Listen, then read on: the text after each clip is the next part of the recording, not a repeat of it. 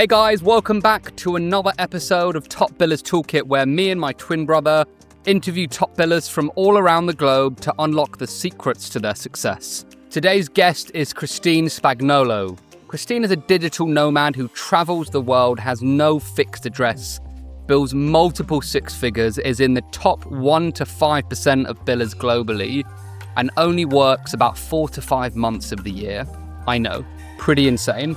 In this episode, Christine tells us how she's able to make so much money, work so few hours, and travel the world by going after the best clients on the market, charging high fees, 30% plus, and only working with candidates with salaries around the 2 to 300k mark. Christine puts her success down to the 3 pillars that she's obsessed over since she started the business, which is higher base salaries, higher fees, and going after aligned clients. By obsessively focusing on these 3 things, Christine's built an almost dream life that, quite frankly, I'm quite jealous of. We also touch upon how she wins business and the power of building a personal brand in recruitment. Honestly, I came away with this one really thinking about how I can improve my business and how I can focus on doing less but making more money and being more fulfilled. I'm sure you guys will come away with the same feeling. As usual, grab a cuppa or a glass of wine, depending on when you're listening to this, and let's jump into it, shall we? Wait a second, guys, quick question for you. If you could land a new client on LinkedIn in the next couple of weeks, how much would that be worth to you? 20, 30, maybe 40k? Well, we have a pretty crazy offer on right now. If you are a recruitment business owner, then we will work with you for free and write you 2 posts at absolutely no cost. And here's the cool part. Other recruiters that have come through this free trial have managed to win new clients. They've racked up hundreds of thousands of impressions and started conversations with top-tier candidates. It's completely risk-free, so you have nothing to lose and everything to gain. If you're interested, the link's in the description below. If not, no worries. We hope you enjoy the podcast. See you later. Christine, thank you so much for joining us today on Top Billers Toolkit. How are you? I'm good. Thank you so much for having me. I've been following you guys for a while, so this is a pleasure. Likewise, me and Sam have been watching you online for a while now, so it's pretty surreal to have you on, and really looking forward to this one. And I'm going to Awesome. jump straight into the first question as always, which is what's the number one tool in your toolkit, whether it be a mindset, strategy, Ooh, or software? that's a good question. It's hard to really pick one because I really think it's a combination of all 3. But if I had to pick an actual tool, I've been using LinkedIn Recruiter from day one. It's something I brought over with me from agency. I know there are other tools out there. I haven't necessarily tried them. I know people are fans of others, but I think in this industry for what I do and how I do it, I think LinkedIn Recruiter gives the best value. Of course, I think there's so many things that they could improve on, and they are a monopoly, but it works, and I'm grateful to have that tool. Um, but I think technology is one thing, but without relationships, I think it's very hard to be successful. And you really have to go in wanting to build deeper relationships and not approach this business in a very transactional way. Um, so I think those 2 kind of go hand in hand, and you can have one without the other, but I don't think you'll have much success. Yeah, yeah. I would love to just jump straight into some of the juicy stuff, Christine, because Yeah. we had a pre-call and some of the things you told me, I was like, what? That's insane. So the audience, just to kind of give you context, Christine is a Mm. digital nomad. She travels all around the world. She's billing multiple 6 figures. She's in the top 1 to 5% of billers worldwide. So she's making some good money. And you only work, correct if I'm wrong, Christine, like 4 to 5 months of the year. So you're billing a considerable amount and you have a lot of spare time and you're traveling the world and you're pretty much living most recruiters' dream, I suspect. How did you get to this point? Like it's pretty amazing what you've achieved, and I'm a little Mm. bit jealous. I said this to you before and I'm still a little bit jealous. Yeah. But I feel like we have to share this with the world. But how did you get to this point? How does someone get to where you are at the moment, Christine? Interesting. So, I mean, it's really just been a constant evolution. I didn't kind of set out to build this exact life, but it kind of just happened as I evolved in my business, as I realized what is actually possible. But I think the main driver from the beginning was just really wanting freedom, and I'm all about efficiency. So it's like, how do I make more and work less? I know a lot of people will work more to make more, but that's never been the goal. For me, I think time, especially now more than ever, is the new currency. And it's one thing to have a lot of money, but the real question is, how much time do you have? Mm, And I think a lot of people think, let me build, build, build, build, build, and then enjoy after. But like, we're not guaranteed tomorrow. So it's like, how do I live my life to the fullest and work in a business that I really love and make a lot of money at the same time? So I think it's just been kind of bringing all of those things together, and realizing that you don't have to do things conventionally. You can be unconventional. You can do something that, might make one of your peers think that you're crazy. When I decided to do this, it was about 11 years ago, people thought I was crazy. To work remotely and travel the world is not as common as it is today. And thanks to the pandemic, now a lot more people are doing it, but they almost needed that push where I think a lot of people operate from fear and think that like money is the solution when really it's freedom. mm. Yeah. Absolutely love that. And you said you sat down, Christine, and you said, how do I make more to work less? What were those levers that you started to pull on to accomplish your dreams, would you say? For sure. So, three simple things. Higher fees, higher base salaries, and clients that are in alignment. Mm, And I think those three things, I mean, it just makes this business so much easier and a lot more fun and a lot more lucrative without kind of slaving away and constantly just like work, work, work. Like you really can work less. mm. Um, yeah, and make more. That's amazing. You make that sound Yeah. so simple, Christine. Higher fees, higher salaries, clients in alignment. And it may be really simple, but was it easy once you decided that or figured that out? Was it easy? Was it a case of just like, okay, I'm gonna go for higher fees and higher salaries, or was there any like problems, things to I, fix in order to get there? yeah, I think it was an evolution, So it's you realize that it's like, okay, well, I can fill 5 roles at 100K a pop at 20% and make 100K, or I can target roles north of 200, charge 30%, and maybe do 1 to 2 placements as opposed to 5. And it's just like doing simple math, Mm, and I think we're just, especially coming from an agency, a lot of times you really focus on KPIs and more, more, more, more, more, more, more, that you're not focused on the quality. So it's like, how about focusing more on more quality as opposed to just less mess almost, and more things mm, to manage and more things to stress out. And but when you have a solid select few clients that trust and respect you, it makes it so much easier. And mm. the fees speak for itself. Yeah, really interesting. Yeah. Did Yeah. you I'm fascinated because you went from agency, which is quite full on, I'm guessing, Uh-huh. unless you were, Uh-huh. the particular type of agency that wasn't, but when did the mindset go from like, okay, agency to, okay, I want freedom? Was there something that happened? Have you always thought like that? I'm curious of how that evolution happened.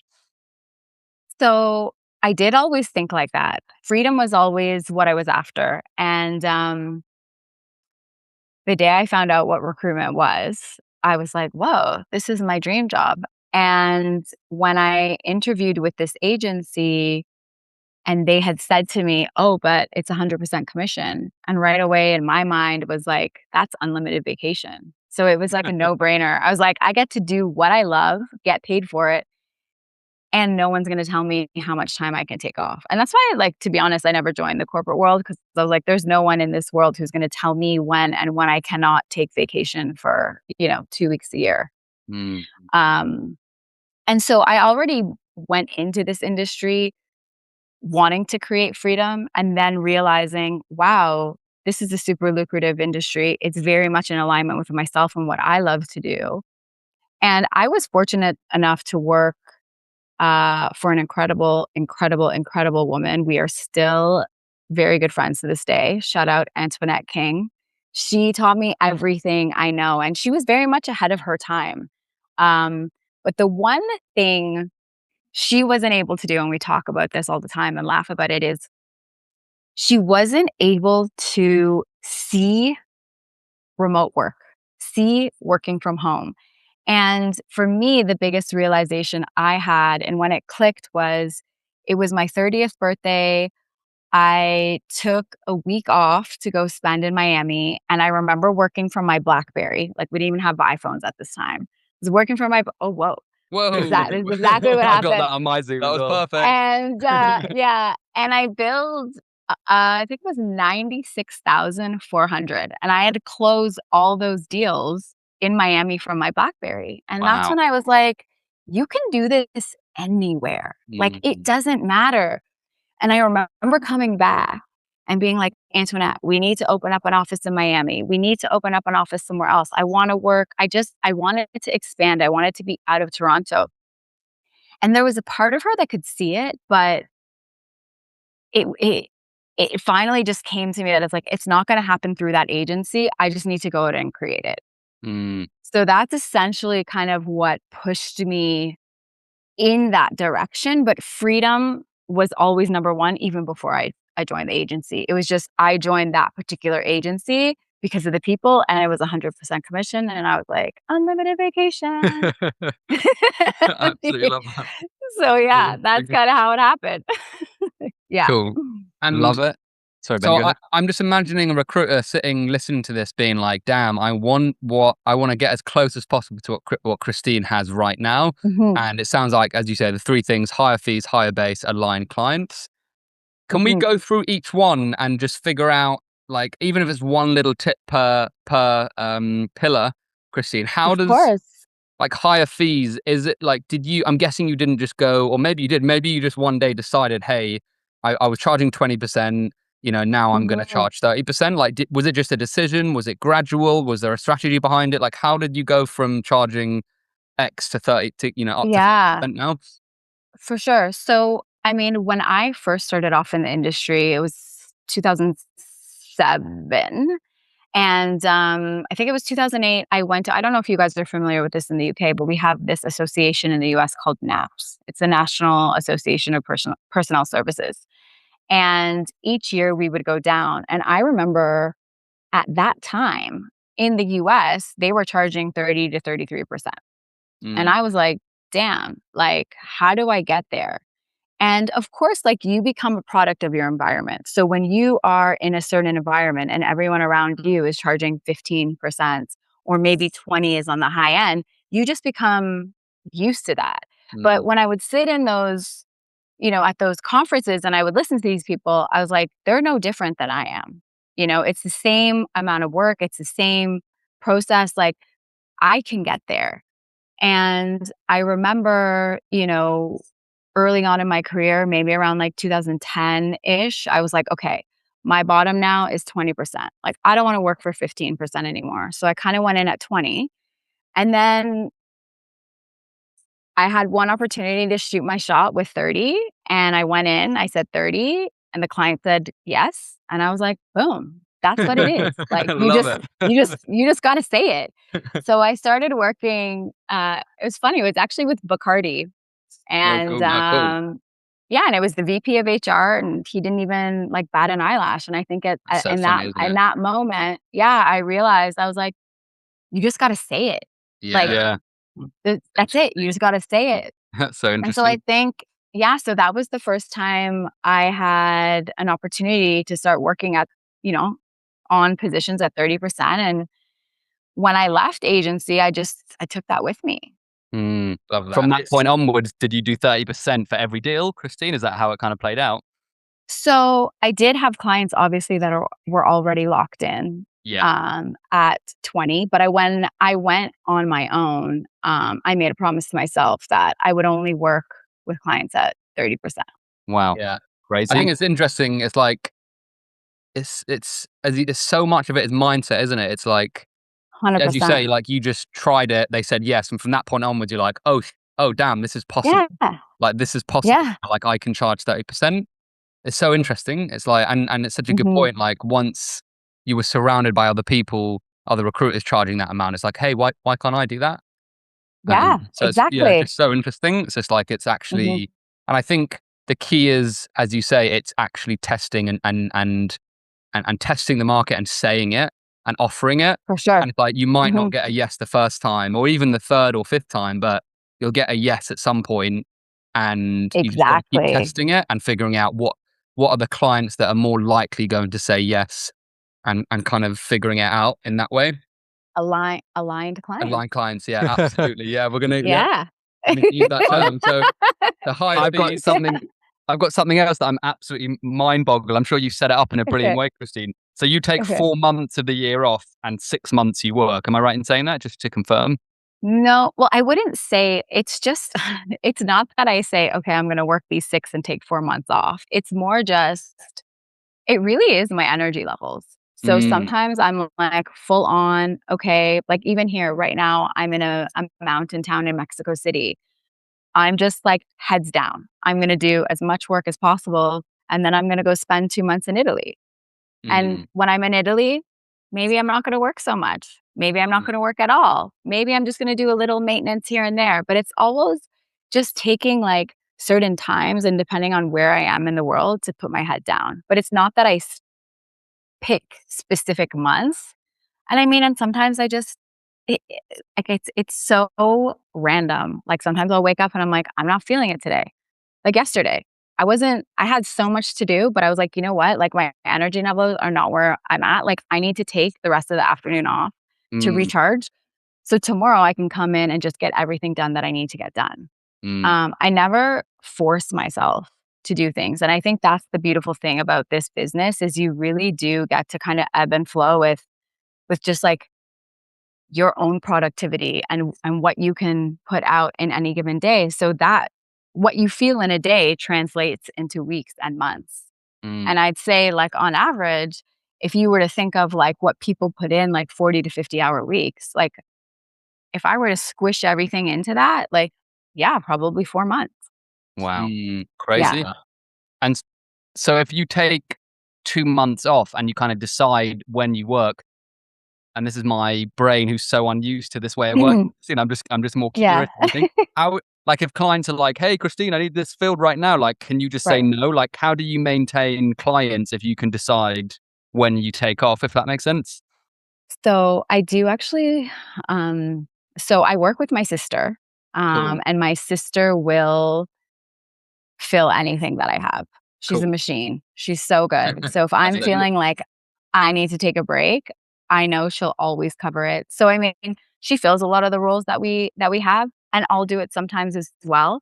But she will kind of, work together. And if we get to a point where even because she's too likes to take time off and do other things, I do have like a dedicated list of recruiters that I can, count on if I need to get something filled, and I'm just not feeling it at that Yeah, time. it's interesting. That's Yeah. brilliant. So you've got a team member who essentially jumps in, who happens to be your sister when you want to. Yeah.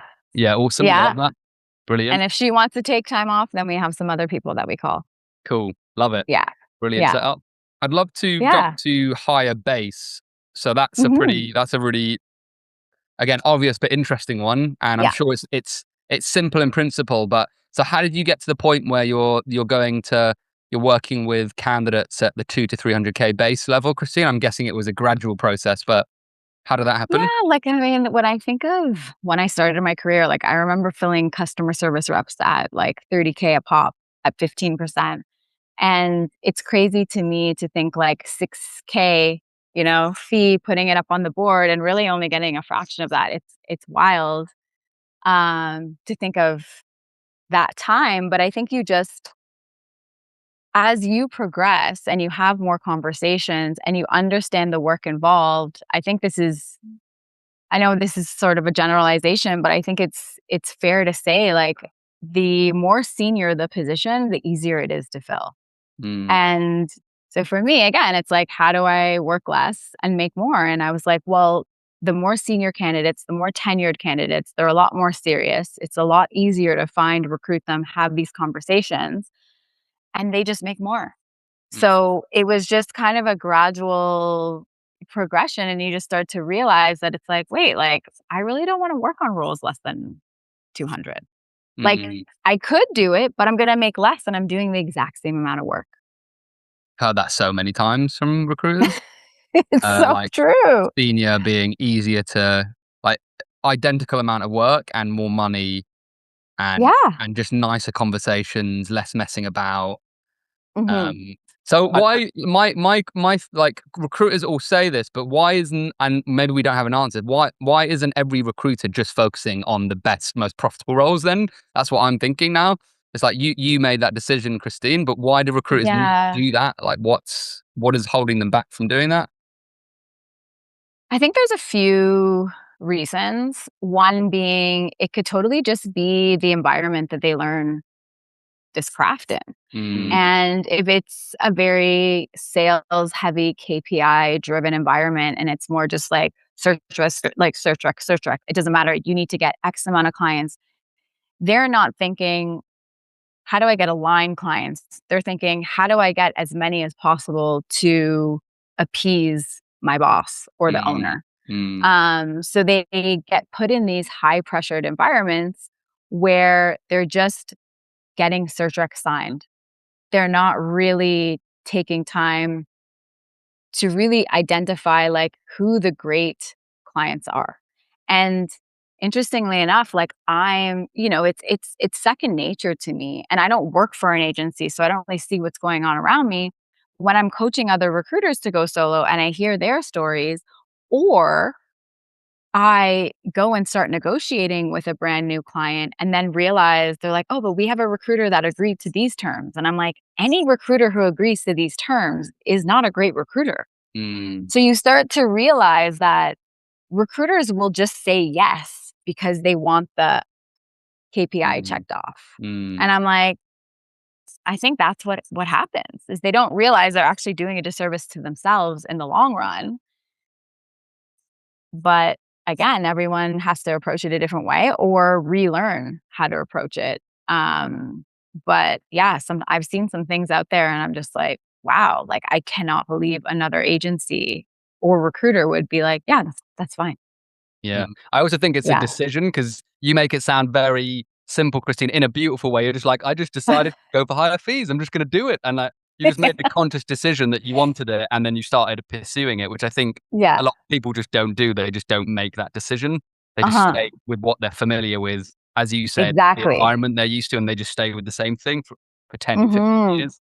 And Mhm. it's interesting because that is the biggest, like, it's a scary decision because you're doing something, you're kind of, you're stretching yourself, going completely outside of your comfort zone. There's probably going to be dips because you're not going to get, or Yeah. less Of revenue, course. if that makes sense, because you're not going to get these placements every month, exactly like, in the exact same kind of cadence. Mhm.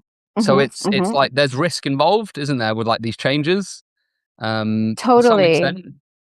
For sure. And I think that's what people who operate from a place of fear or scarcity Mm, tend to hold on to any opportunity. mm, But when you really are focused on working with aligned clients, you need to trust that when you say no to something, that you're making room for something better. And as mm, a solo, recruiter, I only have capacity for so much. I can't recruit for every company in the world. So if I'm going to recruit for a select 5 to 10, they're going to be elite because mm, it makes my job easier, it's more lucrative and way more fun. But if I was just trying desperately to grab onto anything or anyone who would say yes and give me an opportunity, I'm not going to have fun. And because I'm not going to have fun, I'm not going to make the placements as easily. I'm not going to make the same amount of money. And I know we're going to probably go into this, but like you're not going to get the referrals. mm. Yeah, And interesting. referrals are golden, Mm, especially at this stage, like referrals are everything. I would love to And jump. Sorry, Christine, what were you going to finish up there with? And I was going to say, and if you're not working with aligned clients, the likelihood of you getting referrals is very low. Yeah, interesting. Yeah. Yeah, I want to jump straight Yeah. into referrals because Ben said that is that the main source? Sam, of- before we, sorry, mate, because I want to just touch upon aligned clients. I want to just keep the flow Okay. going Yeah. of the third pillar, and they're kind of related, referrals and like. But I just want Christine to kind of help us understand what does aligned clients mean in her world, and yeah, maybe you can explain that to us, Christine. So aligned clients to me are people that I get along with, people that I can develop a friendship with, people that I would want to hang out with outside of doing business. And all my clients are my friends. I have them on WhatsApp. We chat, we laugh, we talk about life. It's not always work. So for me, for a client to be aligned, I need to be able to develop a deep relationship with them because that's the only way we're going to have fun. So that is super important. Second is someone who really understands that that this is a partnership. I am an extension of their organization. I am here to pick up the pieces when you can't do it on your own. And it really does become a partnership. I mean, I have one client where I went to their Christmas party last year. And every time I'm in town, I'll go to the office. I have all of their executives on WhatsApp, and I feel like I'm a part of the company. I'm not a vendor. I'm not treated in a transactional way. I know that I'm valued and respected. And that is super important for me when it comes to finding an aligned client is they know my worth and I know how incredible they are. And that's why we're able to make it work and find great people because I'm sharing their story, which gets the candidate really excited about them. But I can share their story in that way because I know and understand who they are as people before how they operate as a company. Interesting. And jumping onto the referral piece, which Sam was going to ask about, I'm guessing because you're so picky with clients, when they refer you, they're probably clients similar to themselves in terms of mindset. And so that Totally. referral process is a lot more effective or like there's a higher hit rate of aligned clients through the referral process. 100%. Like I've never had a conversation with someone who was referred to me that didn't end up moving into a search. Interesting. And going back to aligned, I consider myself a super connector.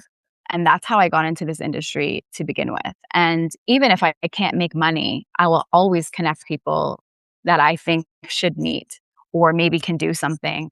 And when you start to attract aligned clients, like a lot of my clients are similar to me and they are super connectors.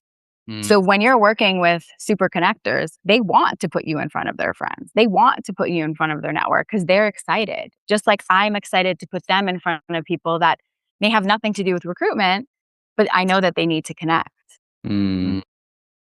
Yeah. Absolutely love that. And in terms of referrals themselves, I speak to two types of recruiters that kind of it happens organically, which is still brilliant. And then the other ones who are actively asking for them religiously, like every time they do a good job, they'll send an email and say, hey, do you know anyone?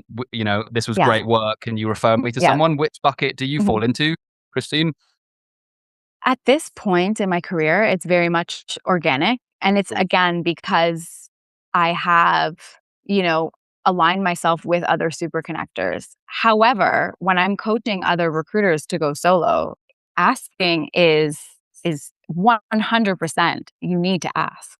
If you're doing a good job and someone values and respects you, you have to ask because some people aren't super connectors. Some people aren't programmed to think like that. And it's not that they don't think you're great. It's just they're not thinking about your business. They're thinking about their business. So if you ask, you become top of mind and it's like, oh yeah, you should talk to so-and-so. So asking, I think 100%, and I did ask early on in my career. And I think now it's just because I developed these deep relationships and we're friends and we talk about life and being super connectors, it naturally just happens. Love it. Great answer. Yeah. I think it would be a sin if we didn't talk about your brand, Christine, because me and Sam love your content. Like, that's why we follow you. Like, it's awesome. It's really, it's different. Like, you have differentiated yourself really well, and that's why me and Sam remember you. I know most of your business from referrals, but I'm sitting here thinking your brand must be playing a part in your business. Like, just if it's having the impact on us, it's got to be having an Yeah, impact on some of your clients. What's your feeling? for Do you sure. see any impact that your brand has had? Yeah. And I mean, I'll be honest, like I went in very skeptical and really not understanding how powerful having a personal brand could be. But someone in my life really encouraged me to get online. And I was like, you know what? Let me see what this LinkedIn thing is all about. And so it's been 2 years. It's July. Marks 2 years since I started posting. And yeah, like I've gotten some really great leads that turned into exceptional clients. Actually, I'd say my best client to date is someone who came to me through LinkedIn. And I think it's always, really cool when it starts with, hey, Christine, I need some unicorns. And I'm like, yes. I'm like, this is exactly what I want to help you with. And it literally that exact DM. I think it was October 24. Yeah. So, 4 or 5 months after I started posting, I literally had a CEO reach out to me, said, Christine, I need some unicorns. And we've been working together since. Interestingly enough, they were working with Corn Ferry at the time. Oh, wow. And yeah, and they said, hey, listen, we're working with Corn Ferry. They can't get this. Can you help us? I said, absolutely. I found the person. I'm now actually recruiting for his team. It was an executive, and I've been working with him super closely. And because I beat Corn Ferry, I became sort of their agency of choice, which is incredible. And I think that's what people need to realize too. It's like, even if you're solo, like you can go up against these big brands and beat them out. Like people want that relationship. They want to work with the same person. They want that person to have a relationship with the candidate, with the hiring manager. Like it really makes a difference when you have your hands in everything. Yeah. As opposed to, maybe a bigger brand that has higher turnover and you're constantly getting a new contact. Yeah, such a good It makes point. a big difference. Yeah. Such a good point. And I think that's the beauty of branding and having an online presence is you can kind of you can absolutely go up against almost anyone you want because the reach is unlimited. And with Yeah. it's incredible. Like I think a lot of recruiters still underestimate the power of how influential they can be Mhm. online against their Mhm. competitors. And the Totally. inbound lead, Christine, you probably don't know exactly what triggered it, but were there certain topics that you think might have resonated with this CEO? Were you speaking about unicorns? Were you I speaking think about I was Corn just Ferry? speaking about no, I was just speaking about unicorns and how I find Unicorns? unicorns. Interesting. Yeah. That's interesting. Yeah. And I think too, just to kind of touch on going back to aligned clients, I think what recruiters don't realize is when you show up as yourself, you attract people who want to work with you. Because Mm, listen, there are thousands and thousands and thousands of, hundreds of thousands of recruiters globally. Like, and I'm sure they're good and they're great, but someone is going to want to work with you. And they're going to want to work with you because of your personality, who you are, how you show up online. And someone could show up complete opposite to me and he or she will attract a different client than I will. And that's what makes it an alignment. So sometimes, when people say like, I love your content because it's so different and it's so this, and really the goal is just to kind of show more of my personality. Like, of course, I sprinkle recruitment in and talk about what I do and my thoughts, but really it's so people can say like, this is Christine, not mm, that is a recruiter. mm. It's Yeah. Christine and Interesting. she recruits, you know? Yes. Yeah. I find it fascinating. I think you're completely right, Christine. I just find it fascinating that you were talking about finding unicorns, and this person reaches out and says, "Hey, I want you to Yeah. find unicorns." So, do you remember Yeah. some of the posts? If you don't, it's fine. I'm just curious. Do you remember some of the posts or some of the Oh my topics that you God. spoke about were around the They're unicorn? they're probably terrible because they were my first go at LinkedIn. Hey, it still I would have works, to like, so yeah, exactly. But if I went back into those archives, I'd probably cry. Um, but I know like I talked a lot about, which I think is very important. Like I talked about how I don't post job ads. Like I have not posted a job ad since I left agency. I headhunt, like if a client is going to pay me 30% to go and find a unicorn, like I'm not going to do what they're capable of. I'm going to do what they can't do.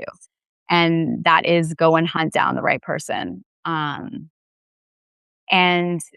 I talked a lot about that. I talked a lot about being a super connector. I talked a lot about what makes a unicorn a unicorn. So I think those were kind of the things that I was talking about. I think I still talk about those things, but just in like a different way. Yeah. And I think you just find your groove and like how you want to express yourself. And it's so important, but it definitely works. And we still work today. So work together today, which is great. And my follow-on question from that, Christine, is Yeah. so if you can find unicorns, if any recruiter can find unicorns, it puts you in a position of such power for clients because, if you have access to these unicorns or you even know how to get access, it opens up so many doors, doesn't it? So my question to you is, what are you doing to get hold of these unicorns? Is there a tactic, a strategy? Is it much more organic and natural? What are you doing to get hold of these people? Ooh, that's a good question. I think that we live in such a digital world right now that, especially with these like tools, and what you see online or in a resume is very one dimensional. And if you're not going to take the time to hand select who you're going to speak to and really dig deeper, you're missing out on a lot. And for example, the last, I want to say 1, 2, I'd say the last 4 placements I made, these people did not have resumes.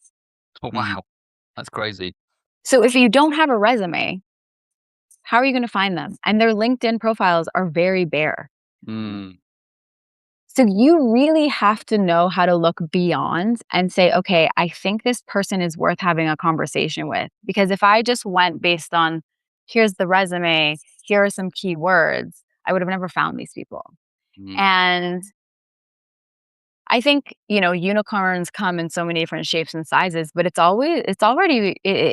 really is being able to discover what isn't even discoverable. Right.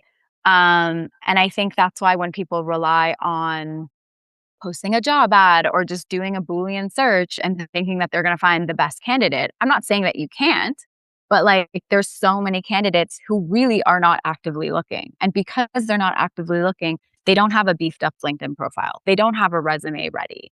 Sometimes I don't get the resume to the client till the second or third interview because they haven't worked on it. So I think that's what people need to realize is you really got to go searching for the diamond in the rough. Like it's not so readily available because if it was so readily available, then everyone would do it.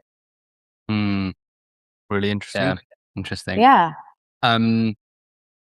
I'd love to jump on to maybe some MPC advice, Christine, because I know we had a little conversation about it last time. I know you haven't been doing MPCs for years and years. Very long time. Yeah, well, sorry, you said you did it initially and then you didn't need to do it and then you got back into it recently. But the interesting thing that you said, which really stood out to me, is that you said actually the fundamentals haven't really changed. The things that you did, the principles of the MPC approach that you did years ago are very similar to how things work now. And can you just elaborate on that for me and just maybe tell us the journey that you've been on with MPCs? I think with MPCs, for me and my experience and sort of how I coach others to do it too, is the 2 things someone wants to know is how did an individual make or save a company money?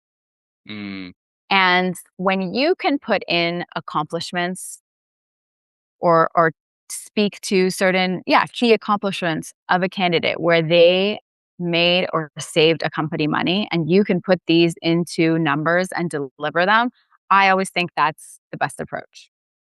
And that's how I've always done it. And going back to how it was done, I mean, I think fundamentally, yes, you want to put someone in front that is going to excite someone, but now how you put that person in front of them is very different. When I started my career, it was literally looking up the phone number to a corporate head office, calling a secretary, hoping you would get past the secretary to that person, leaving a voicemail. That was very much how it was done when I learned how to do it. Now, I mean, I still think people will make phone calls, but it's different. And so now you're really in this digital world, and LinkedIn is an incredible tool, and you really can connect with anyone and have a conversation. So now it's learning how to put it together in such a short and sweet message and get it in front of that person and get them excited. But really it's the same information, just a different delivery. Yeah. Interesting. And I think from what I remember you saying, the key is finding, as you say, a candidate that either makes a company money or saves a company money, and a top 1% candidate, right? That, I think you said, that's the biggest difference between a campaign that succeeds or fails. For sure. For sure. Yeah. I mean, like it's funny because I'm like, as I said, so I even had, I'm taking a candidate to market right now who's incredible. And I even sent it to someone by accident who isn't the hiring manager. But she was like, wow, this candidate sounds amazing. Let me loop you in with the hiring manager. So like sometimes it even is, you're not even getting in front of the right person, but that person's excited about the candidate. And they're like, you really need to put this candidate in front of the hiring person. And that actually happened yesterday. So I'm curious to see how that unfolds. But, and that's really what it is. It's really identifying those key things that is going to make someone be like, wow, this person exists. Yeah. So you love that. Yeah. I'm jumping off to a completely different area. Ben, is there anything you want to ask on the MPC / this stuff? Nope. I think that's okay. Cool. I want to just get back to your lifestyle, Christine, because we speak to such little recruiters that have built this amazing freedom travel lifestyle. So before the podcast end, we've still got a bit of time, but I just want to know, like, what are some of the routines or things that you have built for yourself, even moments that have only been available through travel and the different experiences that you've had? Was there anything you kind of consciously built for yourself over the last 3 to 4 years that you cherish? I think again, it's just like freeing up as much time as possible. You know, and like I don't like to. It's funny because Ben and I were talking about boasting and bragging, and I'm not here to be like, yeah, like my life's so amazing. Like it obviously took a lot of hard work to get here. Of course. But I think what people need to realize is you have to prioritize what's super important to you. And for me, that's time. I have built a life where I don't have an alarm clock. I wake up naturally wherever I am. I decide in that moment, do I feel like working today? Do I not feel like working today? I can decide to book a flight and leave tomorrow, and it's not about doing it exactly the way that I've done it, because maybe the things that are important to me are not important to you. But I think I've just managed to build a life where all of the things that are important to me, I prioritize, I cherish. And a lot of that has to do with my time and my relationships. Like I love spending quality time with people, whether that's my family, my friends, my clients. I love spending quality time with myself. I love exploring new places. I love being able to go and integrate into a place I've never been for 1 month, not a weekend. But maybe that the person wants to go places for a weekend, and that's cool too. But it's like, build your life to allow you to do the things that light you up, that what brings you joy, because the happier you are, it translates into money. Like the happier you are, the more money you will make. And these are just the things that make me happy, which is why I built it to be this way.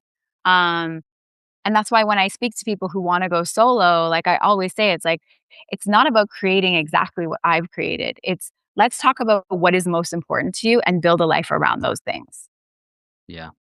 Yeah. Love it. Yeah. Yeah, because when I go on holiday, I really miss the UK, and I can only be away for like 2 weeks, and then I need to go back, and I'm like, yes, I'm back. See? It's because Yeah. even though I love that, like love to live vicariously through you and other people, but I know Yeah. my brain couldn't handle that for whatever reason. I don't think I would like it that Yeah. much. No, it's amazing, and I think you've built a beautiful Uh-huh. thing going on. Yeah. What's one of the best countries you've been to up to this point, Christine, that you've had the best memories, experiences out of interest? That's such a hard question to answer because they're all so unique. But for me, like my all-time favorite country, I go back every year and spend a couple months is Italy. Oh, Like I really? love Italy, no matter where Awesome. I am. And I think it's because they are so different to the Western world and they Mm, operate so differently. And it's nice to be around people who really do value slow life mm, interesting. and connection and good food and not having devices at a table, sitting down and having a family meal. So I think I feel really good there. And second, like I'm obsessed with Mexico. Cool. Mexico is another country, yeah, that fills my cup. And I mean, I'm always happy to go and discover new places, but I'd say Mexico and Italy are definitely the places that I always come back to. Amazing. I'm surprised the Yeah. UK isn't on that list, Christine. So I'm it's joking. interesting because I No, don't actually worry. used You to don't need go. to. No, We know I it's not the used to best place to go. visit. I'm only joking. You should try No, Southampton. It's awesome. I'm joking. And Luton. Luton's pretty cool. but oh my God. So speaking of the UK, I actually just saw, I sent it to a girlfriend of mine who lives in the UK. They just opened up their first sober wellness hotel, which I Oh, thought wow. was Cool. very That's so cool. interesting given that it's in the UK. And I was like, oh, I want to go check it out. Cause I don't know if Awesome. you guys know, I don't post about it often, but I stopped drinking in 2020. And it's really been cool to kind of see, how the drinking lifestyle has kind of changed among the newer generations. So when I saw in the UK, because I definitely have been many times and I know the Brits love to drink. So to Oh, see them yes. Oh, open up yeah. a sober wellness hotel, I was like, damn, this is cool. I That is gotta check it out. that's Yeah. awesome. Yeah. Super, super cool. Wicked. Yeah. Christine, I always try to ask this to everyone. Is there anything, Okay. let's imagine there's a recruiter listening to this and they're like, this is awesome. Christine has built an incredible life. She's making really good money. I want to leave leave this podcast with the most amount of value possible. Is there anything we haven't asked you or a tip that you think might be useful for a recruiter that's managed to listen to this to the very end? Hmm. I think what people need to realize is you are capable of creating the business of your dreams. And what that means is you can design it exactly the way you want. I always bring it back to the simplest form. All you need is a client and a candidate. And that's how you make money. That's the easy part. It's about finding the clients that you really want to work with, charge the fees that you know you're worth, and work on roles that excite you. Maybe it's an industry, maybe it's a type of role, but do the things that you actually find interest in, not just trying to find a candidate and a client, but like a client that you really love, a candidate that you really love. That's what it takes. And everything else you can build and design around that. And don't let anyone ever tell you you can't or you shouldn't or that's crazy because people have told me that my entire life. And now they're asking me, how do you do I love it? it. I love that. Right? Oh, Uh, but you can design it any way you want. Like just go and write your own story. mm, Don't be in the room with everyone else doing it one way. Do it your way. love it. One more question. This is more my Yeah. curiosity. What's a Yeah. day in the life of Christine right now in Mexico? Like, can you talk me through wake up? Do you go get coffee? Like, what does a day in Yeah. life look like at the moment? Well, here in this mountain town, it's not very exciting. It's it's a very, very tiny, quiet place. So I wake up around 5:30.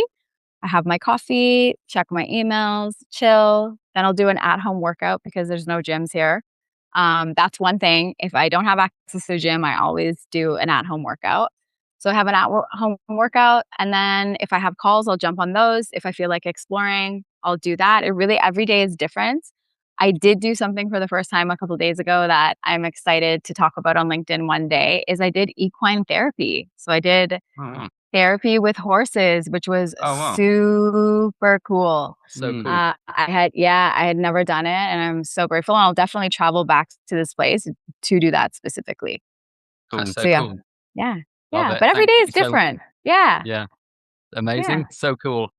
Christine, thank you so much for joining us today. It's been a really lovely podcast, and I just feel like I know you're big on energy, and you just give us such a positive, light-hearted energy. And it makes me, I don't know about you, Sam, but it makes me want to redesign my schedule and my life a little bit more.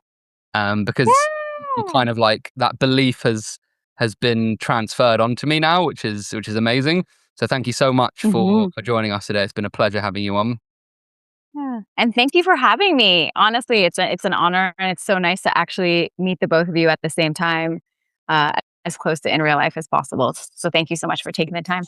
Hey guys, thanks for tuning in to this episode. If you enjoyed it, please don't forget to subscribe on YouTube and Spotify. Tune in for another episode next week, and we look forward to seeing you again very soon. Peace and love.